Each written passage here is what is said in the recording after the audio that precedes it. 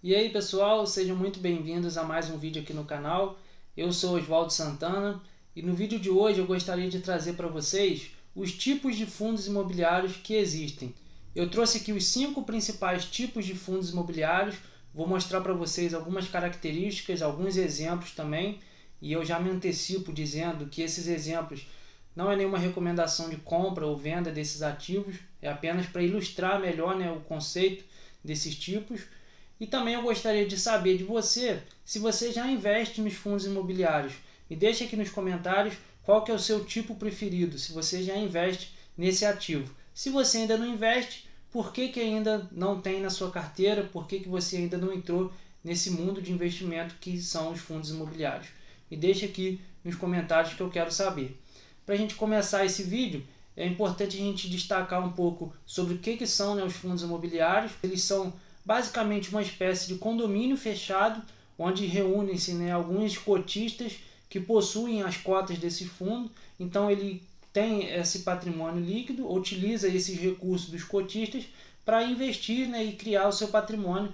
E aí basicamente tem algumas diferenças que eu vou trazer aqui para você nos tipos de fundos imobiliários, que cada tipo tem ali a sua diferença principal, a sua característica justamente de alocar em diferentes ativos. Por isso que tem essa divisão. Você vai entender um pouco melhor no decorrer do vídeo. E aí você, sendo um cotista desses fundos imobiliários, você tem o direito de receber os rendimentos que os fundos eles distribuem. É importante destacar que a maioria deles distribuem essa renda mensalmente. Então os fundos imobiliários eles são uma ótima opção para você receber renda passiva aí durante toda a sua vida. Você vai comprando mais cotas e cada vez mais vai aumentando o seu patrimônio e recebendo mais a renda passiva. E o melhor de tudo é que esses rendimentos que são distribuídos são isentos de imposto de renda. Você não precisa pagar nenhum imposto, você só declara eles na declaração anual. Então os fundos imobiliários eles são uma ótima classe de ativos, e aí eu vou trazer para vocês aqui algumas características de tipos diferentes dos fundos imobiliários. O primeiro tipo de fundo imobiliário que eu gostaria de trazer para vocês talvez seja o mais simples de todos que existe, justamente pela facilidade de entendimento onde que o fundo imobiliário ele aplica o seu dinheiro, que são os conhecidos fundos imobiliários de tijolo. Basicamente ele tem esse nome porque os fundos que compõem esse tipo, eles investem em imóveis físicos, ou seja, eles compram os imóveis e põem eles para alugar, e com o aluguel eles recebem esses aluguéis dos seus inquilinos e distribuem a maior parte para os cotistas. Então a característica principal desse tipo é que eles vão comprando imóveis, vão realocando ali o seu patrimônio, colocam esses ativos, esses imóveis para alugar, e aí com essa renda gerada mensalmente eles fazem essa distribuição e o fundo vai crescendo cada vez mais. E dentro dessa categoria de fundos imobiliários de tijolo, existem algumas subcategorias que eu gostaria de trazer para vocês. Existem alguns tipos de fundos que investem em shopping centers, em galpões logísticos, lajes corporativas. A gente tem alguns fundos também que investem só em hotéis, prédios educacionais de faculdade, de escolas. A gente tem alguns fundos imobiliários também de agências bancárias que possuem só agências bancárias no seu portfólio. Também tem hospitais. Então a gente tem algumas classes dentro dos fundos de tijolo que onde o fundo imobiliário ele foca mais a sua atenção. Então, por exemplo, o fundo imobiliário XPML é um fundo de shopping centers. Ele tem 12 ativos na sua carteira, e tem 12 shoppings compondo a carteira do fundo. Então esse fundo é especificamente de shopping center. Um outro exemplo que eu gostaria de trazer para vocês, o fundo HGLG, é um fundo de galpão logístico. Então ele só tem na sua carteira os imóveis de galpões logísticos. Ele aluga para os inquilinos, para de repente uma indústria montar ali a sua operação. Agora que está crescendo muito no Brasil e no mundo todo são as empresas de e-commerce. Então Magazine Luiza, Amazon, Americanas, todas essas empresas precisam de um centro de distribuição. E aí eles utilizam esses grandes galpões logísticos para montar ali a sua operação, o seu estoque. É uma classe de ativo muito interessante para se ter em carteira. A gente também tem lajes corporativas, que significa o quê? São aqueles prédios comerciais, às vezes tem o fundo, ele tem a sua totalidade no patrimônio, ele é dono do prédio inteiro, e aí cada andar basicamente é um escritório, então a gente chama isso de laje corporativa.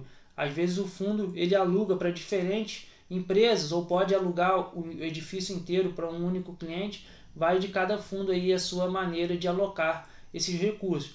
Então, basicamente, os fundos de tijolo, o principal que a gente precisa entender é que são imóveis físicos. E justamente por serem imóveis físicos que é mais simples, né, de entender, de estudar também a alocação desses recursos, porque a gente consegue ter acesso aos inquilinos do fundo, a localização dos imóveis, a quantidade dos imóveis, os indicadores eles são mais precisos. Então é uma classe de ativos que a gente consegue estudar um pouco melhor e facilita também, né, na hora de investir o seu dinheiro nesses fundos imobiliários. Um ponto de atenção nessa classe de fundos que a gente precisa ter em relação à vacância, tanto financeira quanto física. A vacância nada mais é um indicador que mede o quanto que o fundo está vazio, ou seja, quanto que o fundo não está gerando receita, né, gerando lucro para os seus cotistas. Então vamos supor que um fundo imobiliário ele tem ali 10 imóveis. Eu até dei esse exemplo no meu Instagram, nos stories, essa semana. Então o fundo imobiliário ele tem ali 10 imóveis, sendo que 2 imóveis desses estão vagos, ou seja, estão lá parados, estão vazios, não tem ninguém alugando. Então a vacância desse fundo vai ser de 20%, porque de 10 imóveis, 2 estão sem alugar, sem gerar renda. Isso é um indicador importante para a gente analisar, para justamente ver o potencial que o fundo tem de alocar, né, os seus imóveis, de arrumar inquilinos e o quanto de receita que no caso ele está gerando para os seus cotistas. Porque não é interessante, né? Vamos supor, um fundo tem 10 imóveis e 9 estão vazios. Não faz muito sentido, de repente, investir nesse fundo. É claro que precisa avaliar outros sentidos, mas se o fundo ele tem uma vacância muito alta, significa que ele não está produzindo muito resultado. Então esse é um ponto importante para a gente ficar atento aí nos fundos de tijolo, justamente essa questão de quanto que estão vazios. Existem outros indicadores, mas talvez esse seja um dos mais importantes para que a gente possa analisar. Depois dos fundos de tijolo, eu gostaria de trazer para vocês os chamados fundos de papel. Eles têm esse nome porque eles investem, são fundos específicos que investem a maior parte do seu patrimônio nas dívidas imobiliárias. Ele pode ter alguma outra tipo de investimento, né? Ele pode investir em outros fundos, algumas outras categorias, mas ele investe a maior parte do seu patrimônio em dívidas imobiliárias, especificamente os CRI, que são os certificados de recebíveis imobiliários. E como que funciona, né, um CRI? Vamos supor que uma construtora, né, tenha um terreno e queira construir ali nesse terreno alguns edifícios. Vamos supor aí 4 edifícios que a construtora quer construir. Então ela vai injetar um pouco de dinheiro, vai construir, porém ela não vai conseguir receber o dinheiro, né, desses imóveis na hora, porque muitas vezes muitos apartamentos que eles estão construindo eles vão vender financiado, né? Então aí o cliente que está comprando esses apartamentos só vai terminar de pagar aí daqui a 10, 15, 20 anos. Porém a construtora, né, ela precisa de dinheiro para conseguir manter a obra e terminar a obra. Então ela vai realizar o que a gente chama de antecipar esses recebíveis. Ela vai chegar numa empresa, numa instituição que é chamada de securitizadora, e essa securitizadora ela vai antecipar esses recebíveis para a construtora. Ou seja, essa instituição ela vai comprar essa dívida dessa construtora, vai passar o dinheiro para a construtora e a construtora vai passar, né, essas dívidas que tem com os clientes.